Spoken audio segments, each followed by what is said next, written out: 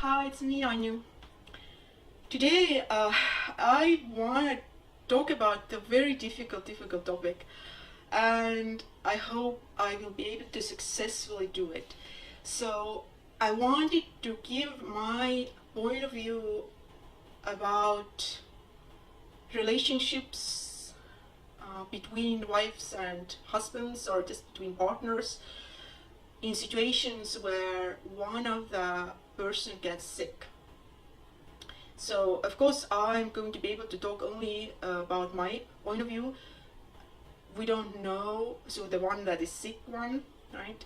We don't know what my hubby thinks, and I know for a fact he will never, ever give his opinion, at least not on camera, probably not even to me and ever. He's just not the type of person who talks much, just likes to keep his thoughts to himself, right? Now, I wanna give overview of our relationship, what we have gone through and what I have learned along the way, because we are not just newly sick. I was originally diagnosed with stage 2B breast cancer over 6 years ago, and so basically 2012 September. And is that true? I don't know what year it is today. Yes, it's over to 6 years ago, right? Or something like that, ballpark, about 6 years ago. At the time, my daughter was 6.5 months old. So we have gone through a lot of sickness together, a lot of difficult times. You know, the better or worse, till death us parts. We have gone through a lot of the worst part. Also, as a result of my cancer, I developed PTSD. I had a nervous breakdown at some point. So, okay, let me just start from somewhere, from the beginning. Right, so right when I was diagnosed with cancer,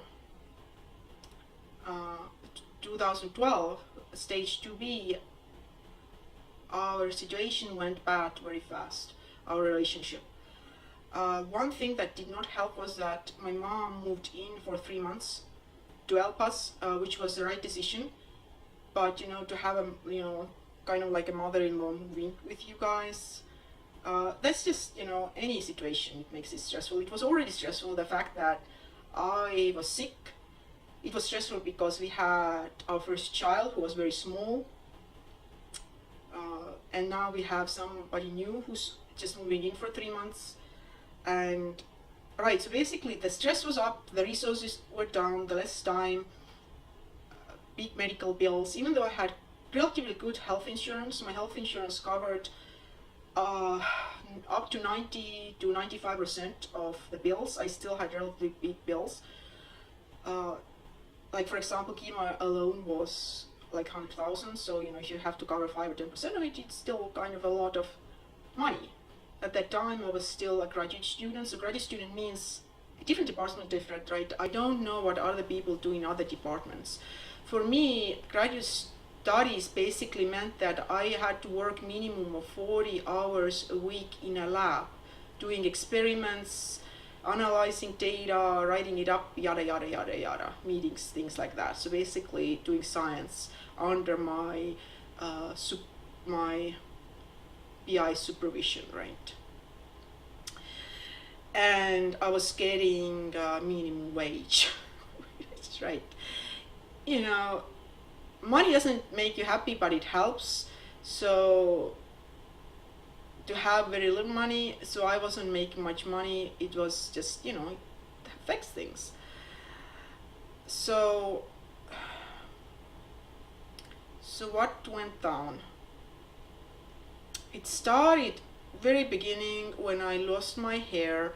My hair started falling off because of the chemo treatment. After the second chemo treatment, it just started falling off in clumps, and I decided to cut it off completely because I just didn't want like large hair strands all over the place. And that upset my hubby tremendously. He started screaming at me, "Why are you cutting it off?" So basically, he wanted me to wait until the long strands come off, and that hurt me tremendously that he had this kind of reaction, because I was already very down, losing my hair, and now he's just making it even worse. So along the way, he acted like somebody who needed a mommy, who needed somebody to tell him it's going to be okay, while actually I was the one who was sick. I needed his support, right? That wasn't there. Instead, he was the one. And also the other thing, I think what happened to him was that he lost the control. He lost control over the things, and he got very anxious and stressed out about it, which I at the time didn't understand, because I didn't react like that. I mean, I did lose control, but I think I am more level-headed in that sense. Anyway, it just went bad to worse. We had fight after fight after fight after fight. And so one thing to remember here is that, so what did I want? I wanted him to support me. I wanted him to hug me and tell it's okay. I wanted him to be kind to me, tell me I love you no matter what, right? Things like that. And he absolutely didn't do that. He just is not that type of a person. He doesn't show love this way. He doesn't know that I need love to be shown this way. And so what happened was that I was hurt, and my secondary feeling because of the hurt, I didn't even show the hurt, I just showed anger. I was angry at him all the time because I was so hurt all the time how he was behaving. At the same time, he lost the control. He didn't know what's going to happen. It didn't look good. And now I'm screaming here, doesn't want to deal with him, just screaming all the time, just being upset, nagging at him. He doesn't understand why I'm doing that. Right. So basically going into it, it was bad. I had to have, so the way it worked was that first I had chemo, about half a year. Then I had very serious surgery. I had double mastectomy with lymph nodes removed. He was extremely angry about this surgery. He wanted lumpectomy. Lumpectomy was not on the table because I had 3 big lumps, and the way the oncologist put it is that they just don't do this kind of surgery in this situation because there wouldn't be a tick left. It would be just kind of some kind of monstrous thing. And they just in America don't do that kind of surgery in this situation.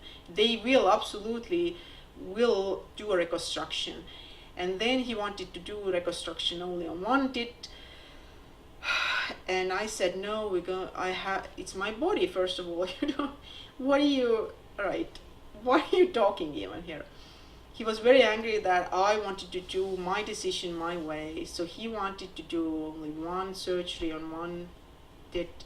But the surgeon showed data which showed that basically I have very high chance of getting cancer in my second breast. So I didn't want to deal with the fact that I would get a completely new cancer on my other breast. So one is, and then the other thing, they wouldn't cosmetically look right. They would never ever look the same. So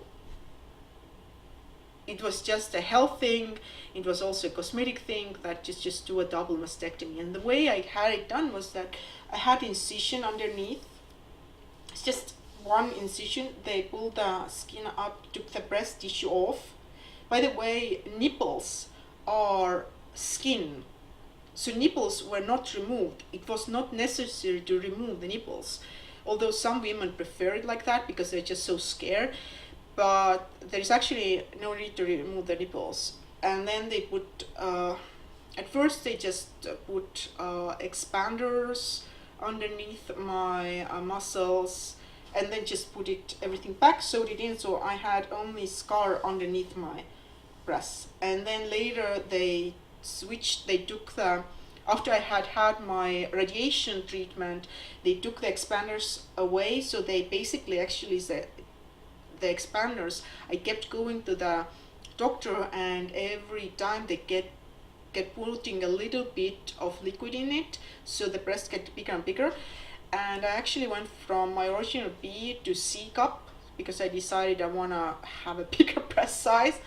And then they took it out, put silicones in, and so I have nipples, and I have them under the muscles, the silicones, and scar tissue only underneath here. And because I did have radiation on my left side, so this shows a little bit of, I don't know, like if you have radiation, you know what it looks like. But overall, considering it's double mastectomy, it doesn't look like double mastectomy. You can look it up in internet. I'm not going to show my breasts, but basically I have breasts. But my hubby was so scared about it, what's going to happen, that I'm going to lose my tits and all. He even told me that if you do it, I'm going to take your child away from you, I'm going to throw you out of the house, you're going to lose everything. Like, he was so mean because he was so stressed out, and so like he had no tools to deal with it, right? And so now you think, why would I still be with somebody like that? Well, first of all, I wanted to, was many reasons why we're still together, but one of the things what I did, I started reading, and I started basically trying to understand why he behaved the way he behaves. So basically I needed to understand him, because to me how he was behaving was monstrous, like a psychopath. Like, why, how can he be so incredibly insensitive to me that he doesn't only support me, at least I don't see it, but he also, like, just by words tells me the most horrible things, so making the whole process so much more difficult. So what I learned along the way is, I learned the statistics that men tend to leave women more often. They are not nurturing, they are just not born like that. They don't know what to do. And then also I understand that his just emotional IQ is not that high. And overall, what I decided at the end of the day is that, if somebody is born the way they are, you can't be angry at them, right? So if somebody is born with Down syndrome, you are absolutely not angry at that person, because that person has certain capabilities and he's not able to give you something else. Down syndrome people have certain capabilities and not above certain limit. And I realized that's the same with my hubby. He is born the way he is, and certain way, like especially emotional IQ, he's just not born with a certain part, so to speak. And I cannot ask him to give me something he cannot give, right? And I cannot even be angry at him because he's born this way. He's not doing it intentionally. And basically, when I started not being angry at him, and especially because of PTSD, I was very angry all the time. That also kind of made me a little bit crazier, and all sorts of hormone treatment that I had to receive, and everything kind of made things harder because I was so unstable. So I had to do work to get my stability back and my control back, which I did. I got excellent therapists who specialized in PTSD and trauma work, and I got so much better very fast. And then I continued understanding, my husband. Well, that's another thing what we have to discuss. I just call him my husband. I think him my husband, but the reality is we're not married. He has never married me, which hurts me to my core. But he has his reasons, and he still doesn't want to marry yet. So I call him my hubby because we have been together for so long, and calling him my boyfriend is just understatement, right? Because we are kind of like domestic partners, domestic husbands and wife. Right. Anyway, going back to the thing is that you cannot ask, I cannot be angry at things what he cannot give me. And once I kind of tuned it down, I started noticing things, the way he communicates to me. As I say, he doesn't use words much, but he does service. He does give me things, a lot of things that mean a lot of things to him, that he offers me and gives me. And I see that he really loves me, and he really cares about me tremendously. And there's absolutely no reason for me to be upset. And also another thing I learned is that if it's a mirror thing, that I get upset about something, I get hurt because I think that he's not doing something, he's not saying something. And then I show, because I don't show hurt, I don't start crying, I start yelling. I'm that type of person. And I start yelling about something completely different, and then he's confused. What are you nagging here? Why are you upset? Right, so basically I realized that when I'm upset about something, I actually have to show him that I'm hurt about something, and I have to communicate. I'm hurt because this and this. And then very easily it's communicated back. He communicates back to me, and we resolve this issue. And right, so I did work with myself, and we have been able to resolve a lot of things this way. Another interruption. I have wanted to send my daughter upstairs. I can't even remember what I was talking about. So you might wonder, because as I saw myself for a long time like a victim, or the one who's been hurt. But then I realized that relationships are hard, and you have to work for them, and you have to figure things out. And if I have to be the smart one to figure them out, good for me. He's smart in a lot of things. He's definitely 10 times better scientist than I am. He's much older. He has had a chance to have a good career in his life. He's good at many things, but when it comes to relationship part, maybe that's what I am better at, and maybe that's my responsibility in our relationship, to just carry that. And it really has been like that, because I wasn't ready to just walk away and give up. I came to America to be with this man. I left everything behind, and I had made a decision. This is the man I want to be with, and he meant tremendous amount to me. I had a child with him. Out of all the men I met in the world, right? He made me feel safe, and I have this blind spot almost about him, that I do love him for some reason. I don't know why. I care about him, and I wanted to have a child with this person, and we did, and we have a wonderful, very intelligent, beautiful daughter. Our daughter speaks 3 languages. And she is talented, gifted type of thing in math. Well, considering we both have PhDs in physics, so. Anyway, I was a little bit of a proud mom there. Forgive me that. I just, every mother wants to be like, look at my little munchkin. Anyway, I want my daughter to have a father.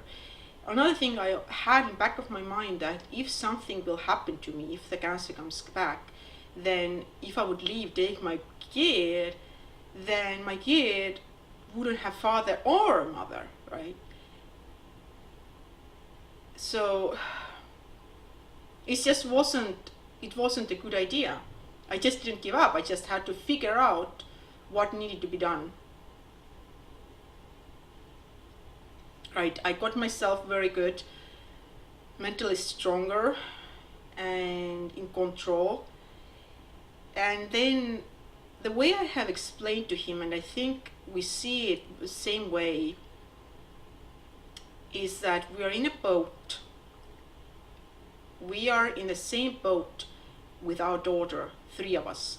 We're in a sea.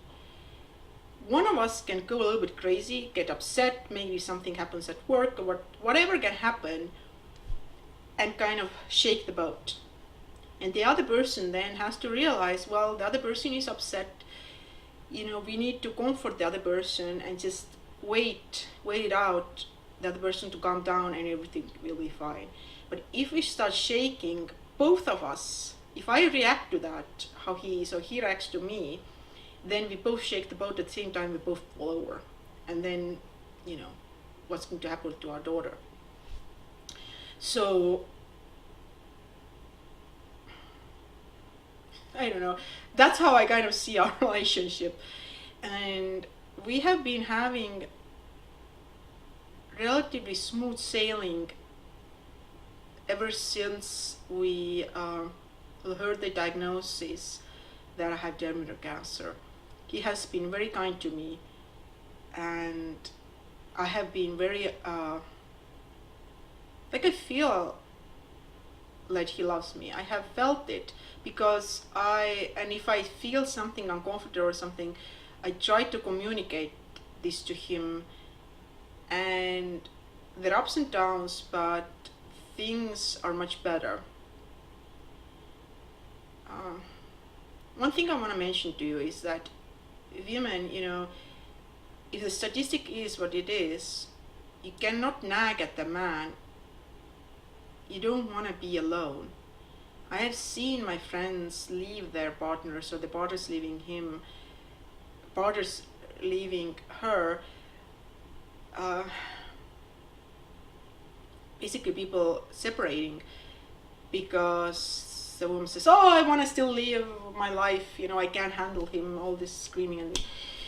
But the reality is, when the end comes, and this journey, I would rather be with my hubby. And I would want to be, so that we're in a loving relationship. And so I think only because I worked hard the last years, and we have been able to kind of pull ourselves together out of this mess that we were initially, and grown much smarter, learned from the original mistakes we did. Because I know my hubby is very embarrassed about the things he has said to me, and he feels very uncomfortable what he did. And I forgive him. I don't have a problem with that. I just need to know that he will continue being there for me. Of course, I don't know, it's just now. It has been a year since my terminal diagnosis. Things are smooth right now, but who knows what will happen, along the way. Another thing I wanted to mention was, so we did a couples therapy, I think we did 2 or 3 sessions, I can't even remember. It was very small, but it really helped tremendously, I think. And I think even him would say that. Or I don't know, he wouldn't never admit that psychology is anything, or anyway. So during that time, when we went to see the relationship therapist, we saw, the therapist mentioned a book to read. Of course, he didn't read. So this is called Attached by M.D. Amir Levine and M.A. Rachel Heller.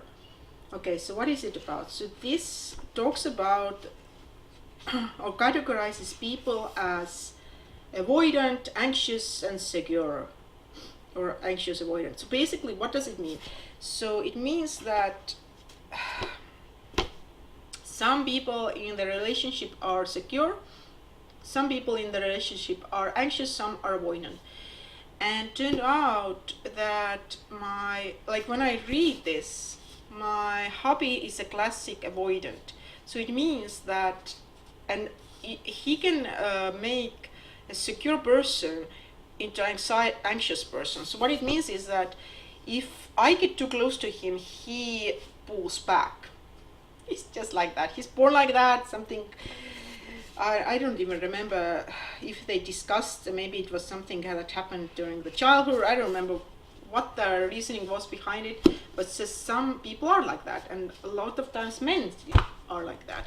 And that can make a woman very anxious about the situation, like, you know, you kind of close and they pulls away.